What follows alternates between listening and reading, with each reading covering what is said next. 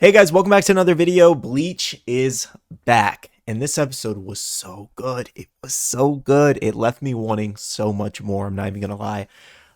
So what we're checking out here on our first image, just right off the bat, is the opening art scenes. Like, it was kind of crazy. Like, the animation was just so nice, and it was so like, it wasn't like anything crazy, like any action sequences. I mean, it had some, but overall, it was just kind of casual scenes for each character, and it really worked, and it was just really beautiful overall, and I really enjoyed that. And then just kind of sliding through here, you get other like where they're kind of like chilling here, singing karaoke. Another one was just Chad and Orihime there, kind of like she's looking at like their Twitter or Instagram in their world, essentially just kind of casually hanging out. It's just like I said, it's a very simplistic, really nice art style that was just nice to see in the opening sequences. Okay, so we're gonna just jump right into it just because I have a terrible memory. So if I don't do this review right after the episode comes out, I'm gonna forget everything. I also have some notes right here. Anyways, though, Ichigo is continuing his training, and basically this guy tells him, hey, you're not strong enough to go back yet. And I'm like, okay.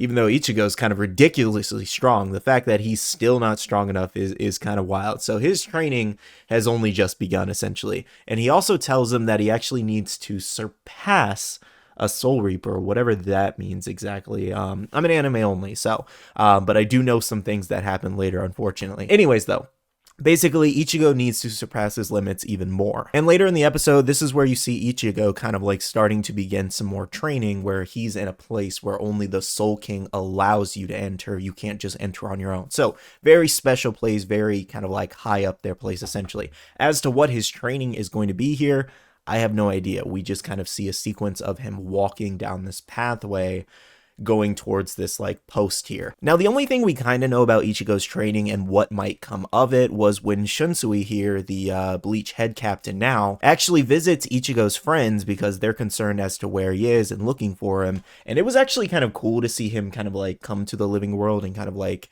let them know what's going on. And it kind of highlights the change that's happening in the Soul Society with him as head captain now versus the previous captain probably wouldn't have done something like this. Anyways, though, basically he comes to them and kind of tells them what's happening with the situation, that Ichigo is off in a place training right now, and the fact that there's a chance, and he did say specifically 1 in 10,000 chance that Ichigo might not be able to come back to the world of the living due to the fact that he would be so strong the living world couldn't handle it. And I was just like, okay. I was like, all right, so we're going there. So he's going to be that strong, which is kind of ridiculous. Now, the idea here with him coming to the living world and telling them all of this is the fact that basically they wouldn't be able to see Ichigo every day anymore. However, what he was nice enough to do was he actually offered them soul tickets to where they can actually come see Ichigo. Now, they didn't really explain if these soul tickets are kind of like an indefinite kind of thing where they can visit anytime they want, or if this is like a one-time use. I'm assuming it's a one-time use because in this scene he specifically said that they would have to say goodbye to Ichigo. So I'm assuming this would be a ticket to say goodbye. And like, why else offer them if they weren't kind of like foreshadowing the fact that he's not going to be able to come back to the living world, in my opinion at least.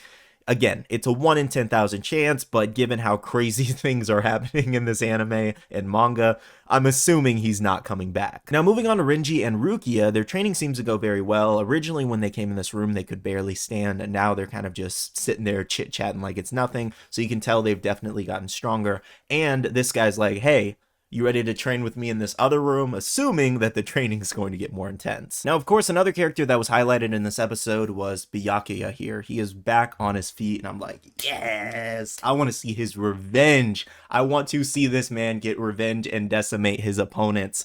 It was so sad to see what happened with him, but I'm glad he didn't die. Like, I was really scared there that he was going to die. But that would have led to like Rukia doing kind of like a crazy like training montage, honestly, so I would have been here for that, but I also wanted to see Byakuya survive, so I'm glad that he did. Now, he does speak briefly in this episode, and pretty much all he says is that he needs to find more power than he already has now, so I can't wait to see what happens. Next, I wanted to break down what happened with the Quincy King and Uryu here. So basically, he's in front of his people, you want to say the other Quincy's, and he's like, hey, this guy's gonna be my successor, and everybody's shocked. They're like, huh? So that happened. And I was just like, oh, okay, because another guy was actually supposed to be his successor, but he ended up picking Uryu. Now, obviously, this is a huge shocker because that basically means Uryu is denouncing everything in the living world, as he stated, all his friends, going against Ichigo, Ichigo now being his rival, essentially, which is definitely kind of crazy to see. And he goes on to kind of drink the blood of the Quincy King, and they undergo some kind of like ritual. I don't fully understand what's happening with that. Anyways, though, basically my understanding with this whole ritual is that Uryu drinks his blood and it kind of awakens his latent power and makes him stronger. Now, while they're chatting, it kind of goes to this grueling scene of Uryu in kind of a graveyard with all of the other Quincy's in the ground and him being the last surviving one. And I was just like, wow, that is a sad little thing to kind of witness, of him just kind of holding flowers. I'm assuming in front of his mother's grave there, and he's just chilling amongst all the dead Quincy. I'm like, oh god, it like gives me goosebumps to talk about. It's such a sad, grueling scene to see. Now, going back to the Stern Ritter Quincy's for a second, I wanted to highlight just how upset they were. This guy's kind of like popping off of the mouth saying like, why is this happening? Kind of asking everybody like, why would Uryu be the successor? And this guy was originally supposed to be the successor as well. So he ends up trying to fight him because he's just like, hey, it is what it is, man. I'm not going to go against our king. Also, I'm naming them this guy and this guy just because I'm terrible with names, just so you guys know. Anyways, he ends up kind of like stopping them mid-battle, saying, hey, let's not fight. But what was interesting about this is that he actually calls him their next emperor. Now, I don't really know what they meant by that, but it was kind of interesting. And he kind of like, he didn't really respond to that per se, but he kind of like, it was almost like he intends to be like this emperor. Again, I don't really know what they were insinuating in that situation. Maybe he'll try to betray the Quincy King down the line and wants to become emperor of everything. We'll see what happens. Now, something else I wanted to showcase was this chick, where her kink, I guess, is to kill hot guys, essentially. So you can see they were, I guess, about to do the deed. This guy has his shirt off, and then he gets split in half. And I'm like, oh, poor guy.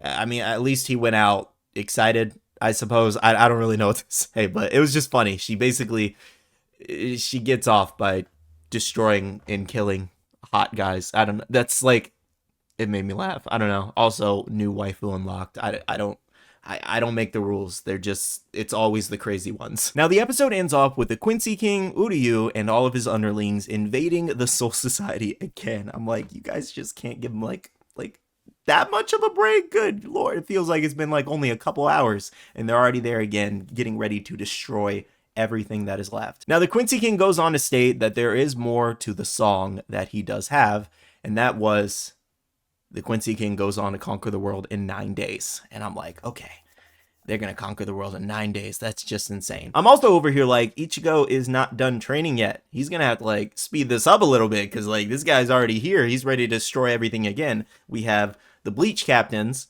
who a few of them have lost their Bankais, so they're effectively useless against these Quincy's. And it is a battle, like it is a war, as they call it, and I am so excited to see what happens next with this. As an anime only, I don't know everything that goes on in this arc, but it is so cool to see Bleach back, to be honest. And the way this new arc is going and being animated, they are doing so well, and this is just going to be one of the biggest animes this year. And again, highlighting Ichigo here, I want to see how strong he really becomes at the end of Bleach. Like, oh my god, I'm so excited, because they're basically hinting at the fact that he's so strong that the world, the living world, can't handle his strength, and I am just here for that. I want to see that animated. Alright guys, so those are all my thoughts on this new Bleach episode. I'm extremely hyped for what is to come, and I'm so sad that this is going to be a weekly thing. I need more right now. Let me know in the comments, how do you guys feel about this new episode? Did you enjoy it? Did you not enjoy it? I would love to hear from you guys down below. Thank you so much for watching this video, and I'll see you in the next one.